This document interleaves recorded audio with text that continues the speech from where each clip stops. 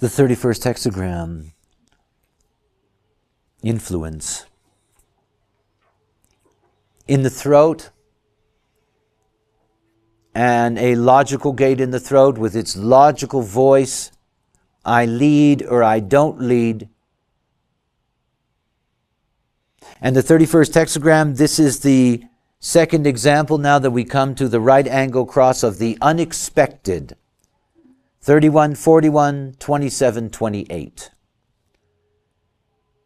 By the way, those that come in on this cross, who incarnate on this cross, they do live that out. They can be very, very surprising, both to themselves and to others in their life. The 31st gate of influence, the law of friction, whether active or passive, that engenders transference and thus influence. In other words, you can't pass the buck unless you can touch somebody else's hand. That it's all interrelated. And that the ability to be able to meet the other is influential. The Alpha. What is the basis of leadership? The basis of leadership, the basis of influence can be found in the first line. It says manifestation, influence cannot exist in a vacuum. You know, this is the whole thing about collective leadership. That's why we have in our democracies, we have the symbol of that. That is that those that are in power by the will of the majority. This is about collective leadership.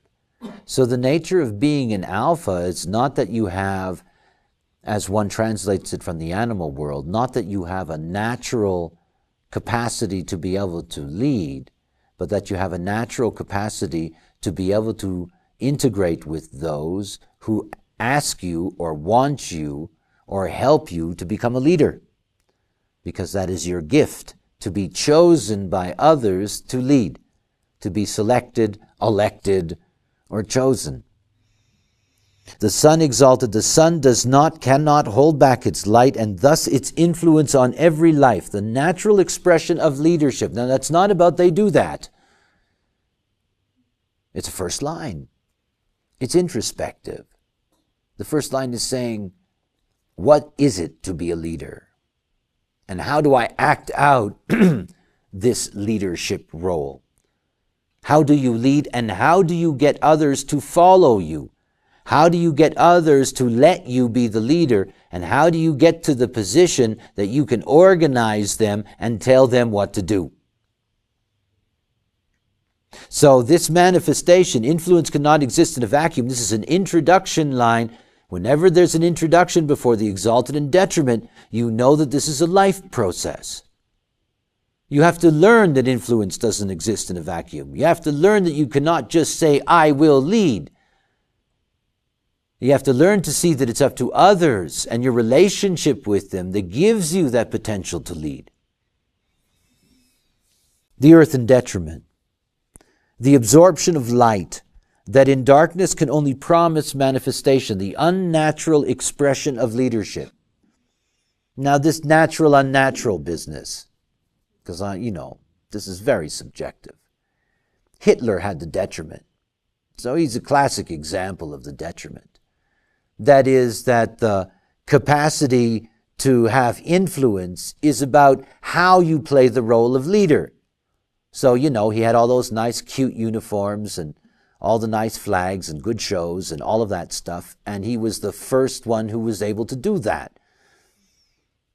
An archetype of what it is to find a way to both be attractive and to lead others and to get them to do what you want them to do.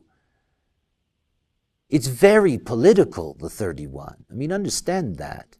It's about understanding how you can stay a leader, at the mercy of those you lead. The second line, arrogance. Of course, in the first three lines of the 31, because they are lower trigram, because they are involved in personal destiny, these people are more concerned about leading themselves. than they are about leading anybody else, and more concerned about not being led themselves. And in the second line, you have these natural leaders that are wandering around, don't know it, and somebody knocks on their door and says to them, "You'd be great as our councilman or councilwoman." Arrogance, independent action without guidance. They don't want to be guided. They don't want anybody to say to them, "You could be the councilman." They don't. They don't. If you keep on saying it to them, the Harmony on the other side, the residents on the other side, the 7-2 is a Democrat. You got a group of people in a room and they have to elect somebody as the leader, and there's one person there that you want to elect and they don't want to have anything to do with it. And they won't submit their name, and they won't do any of that. But if everybody unanimously turns to them and says, "Hey, look, you're the one who can really do it. We know you can do it. You do it." Then they can accept and be arrogant as hell as a result. They all know that I'm the leader. They chose me and I didn't want anything to do with it. And of course, that's always their excuse when things mess up. I didn't ask for this job. You chose me. The dedication to higher principles that cannot wait for consensus. This business of independent action without guidance. What I say to people who have this line is that, they're not here to be led. That's all. They're not here to be led. And because of that, even when they're young, because they want to guide their own way, they're considered to be arrogant. It's like they don't realize that they can't really get things done yet without the other. Something they get to learn. Mercury in detriment, a reasoned arrogance that out of nervous tension jumps the gun and often misfires. That is the drive for expression that cannot wait and may cost leadership. That's just this being called out and immaturely saying, "Yes, all right, you really didn't want to do it. You didn't put your name in. There's all this pressure on you. Everybody thinks you can do it, projecting on you that you can do it. If you do, and you don't have what it takes, it's really humiliating." It's really humiliating. So often you jump the gun, you jump in there, and you're not prepared. Again, it goes back to human design is for children. It goes back to understanding that if you have a child and they have second lines, you have to educate them. They have to become aware of there is something they have to learn about themselves. It's very important because other people see that in them. It won't be a surprise then when somebody bangs on their door.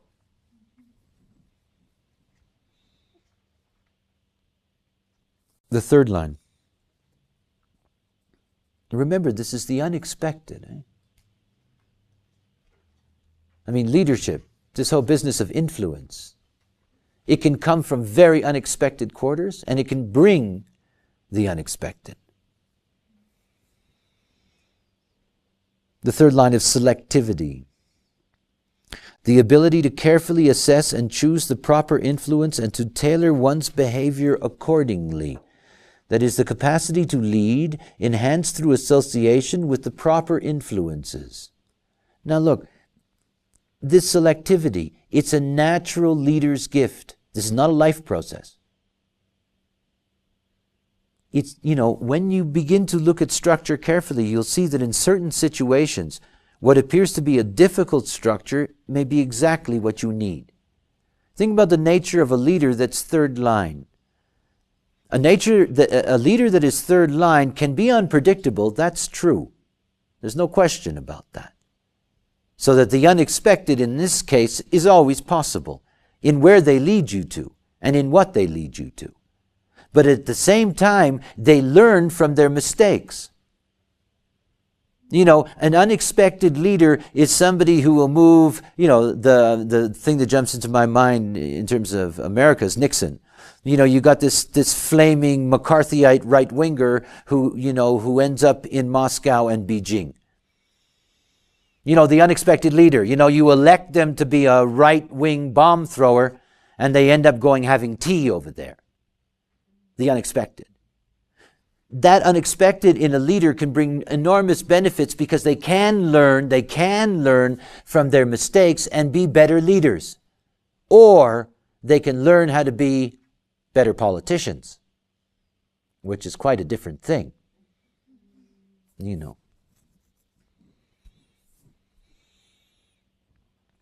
The detriment, Jupiter and detriment, qualitative selection with the risk of runaway enthusiasm that may lead to humiliation, the drive to lead that will accept any follower, and the risks.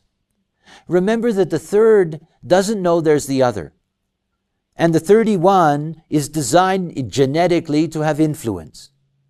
The third will expect in that sense to have influence. And what happens is at the moment there's someone who says, lead me, no matter who it is, they'll take them in. Now, that's very nice and all that stuff. But of course, the whole thing about leadership is that the quality of the leader is determined by those that connect to it. And the kind of leadership is connected by that aura because this is the logical collective process. Remember something about the 31-7. It's got no motor. Whenever you think about channels, think about them in terms of their type. The 31-7 is projected. That means that the 31-7 has to be recognized. Its leadership potential has to be recognized, otherwise it's bitter.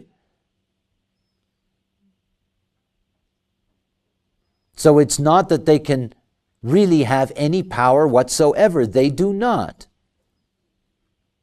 No leader, no alpha really has power. They're not motors.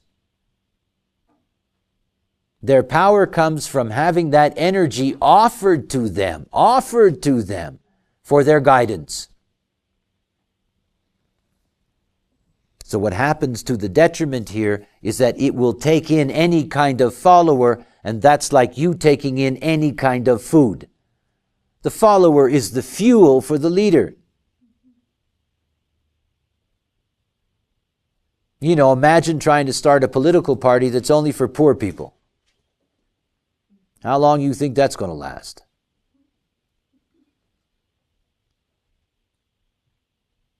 This is the nature of the logic of leadership, is that it has to have money. It's looking for energy. The gift of the 31-7 is always, where's the money? If the money's there, we can lead. And if I lead, I can get more money. That's why we have so many corrupt leaders. Because you cannot separate them. See, leaders are starved for energy. And once they're recognized and everybody says they're a leader, they want their reward. Not all of that is altruistic.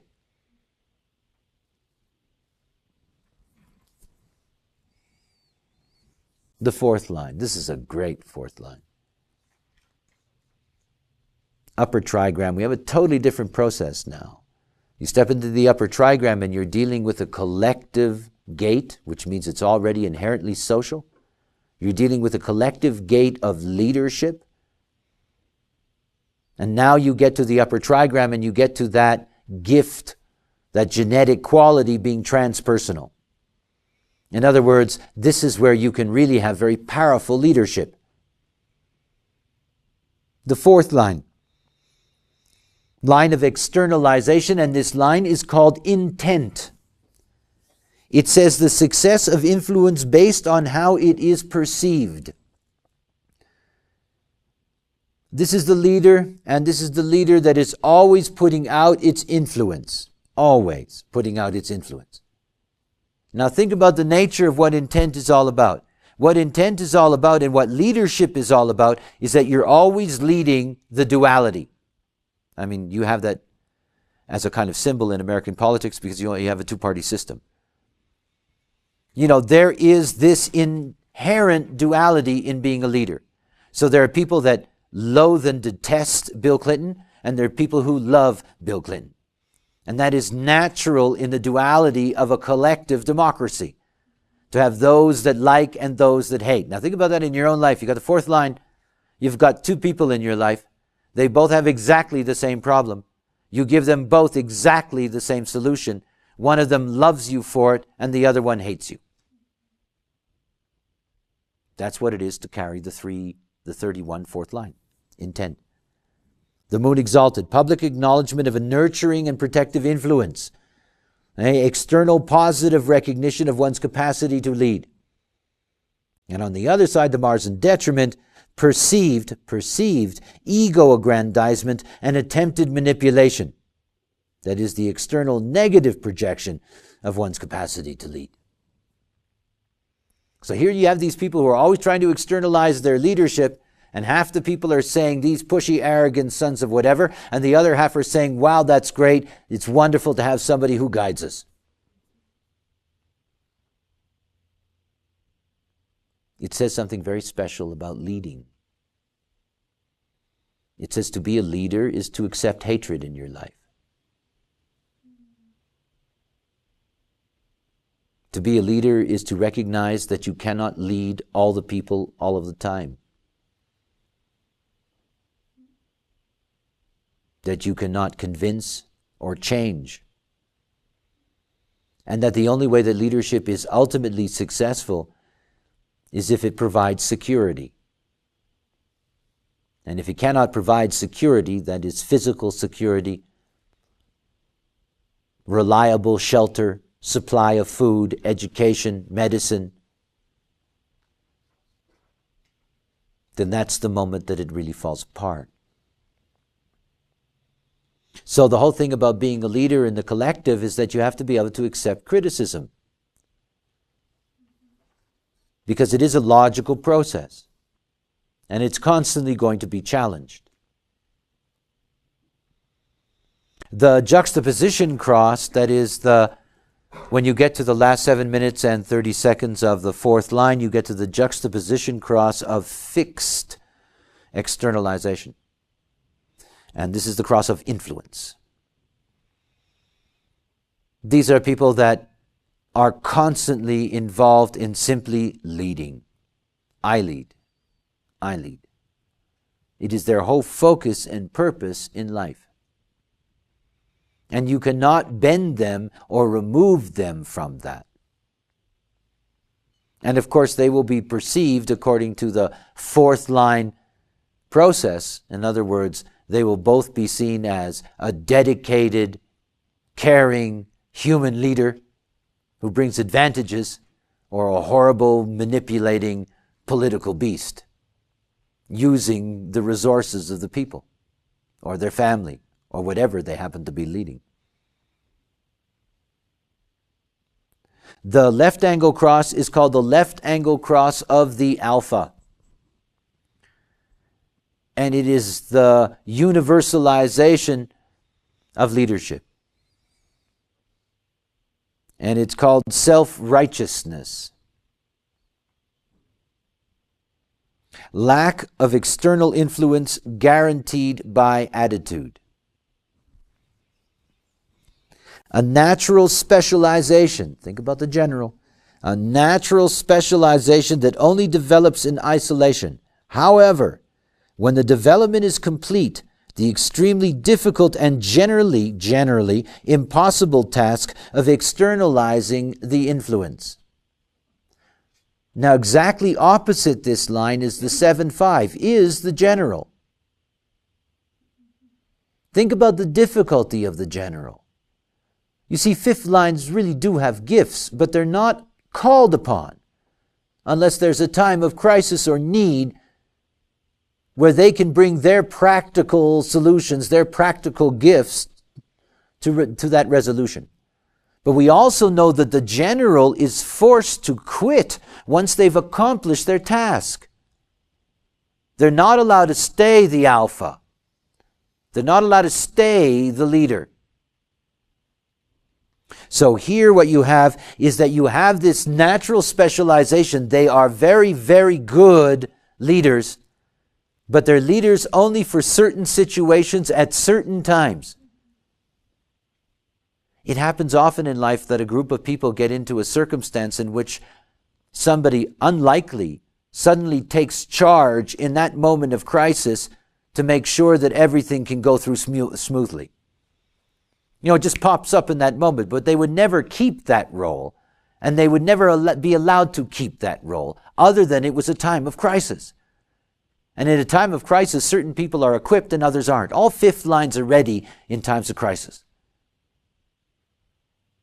because that's their moment and their possible cue to be on stage, to be able to play out their universalizing role. A specialization that demands that one lead oneself. And then maybe, in the time of crisis, when the moment is right, that leadership can then be there. It's rare.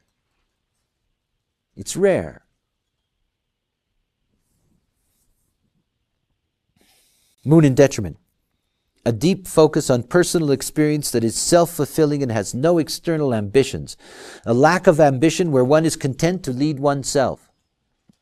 Now they're both the same. The only difference is the exalted still has the ambition to lead. That is, the exalted says, I'm not going to have anything to do with that. I'm going to mind my own business. I'm going to wait over here because I've got to wait for a time of crisis. And the detriment just says, I'm waiting over here because I just don't care. I'm apathetic to all of those people in that time of crisis. You see, it's very difficult for the fifth line to work logically. In terms of the leadership. This is the line of the heretic. This is all about coming in at a specific moment, having an impact and going out. This is not democracy. This is not the way we work. So it's not an easy universalization here. The sixth line. When you get to the end of the leadership business, you get up there onto that hilltop and you look at all that collective arguing and slime and graft and all the lying and all the pushing and shoving and all of that stuff that goes on in the collective leadership game. And you sit up there in the sixth with your line of application, and the sun is exalted, and it says, actions which match the words and thus guarantee success. Leadership whose expression and action must be one and the same. That is, we really want to see clearly that only those leaders who will practice what they preach, who will follow through with that. The ones who come in and say, we're going to cut your taxes and then find a way to raise your taxes. Leadership is about honoring the trust of the majority. And until the leader can honor the trust of the majority, what does the majority want? Not just saying what they want. Not just repeating what they want, but finding a way to act that out. And the sixth line knows how difficult that is. For example, we would like to see crime eliminated. Societies, generally. That doesn't mean anybody knows how to do that. And it doesn't mean that when somebody says they're going to solve that problem for you, that they really can, because the sixth line knows, come on now, where's the proof of that? Where's the experiment that shows me that if we do that, it'll really work? And can we really do that, instead of just promising that? So there's a great deal of wisdom politically in the sixth line, in that it carries with it a recognition that it's very difficult to be able to do for the collective what the collective wants. It's very difficult to do for the collective what the collective wants, because half of the collective is always going to be bitching at you that it's the wrong thing. And the sixth line says, geez, why bother? The moon in detriment, a superficiality and application that borders on hypocrisy and is justifiably treated accordingly. It wasn't sex. You know? The hypocrisy of leading in words but not in action. And you can see very much in a kind of old-fashioned way that this 31:6 is about the concept of honor. You know, what it is to be honorable, and to be honorable in responsibility for the community, that is, for the collective. Collective gates carry with them tremendous responsibility, because after all, it is through the logical collective that we really do find a uniform base for facing life together. So this business of how we are led and what kind of leadership we have logically is very, very important to us.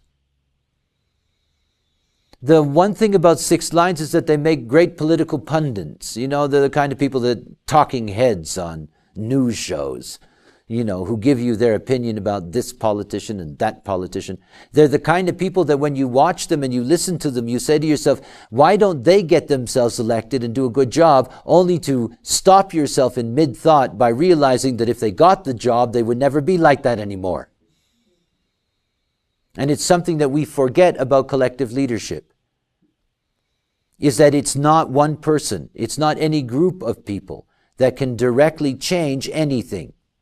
It takes a whole network of forces to be able to do that. It takes a collective will to be able to do that.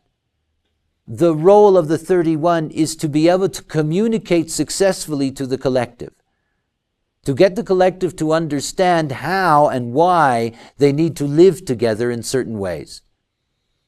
So their gift is, in the end, verbal.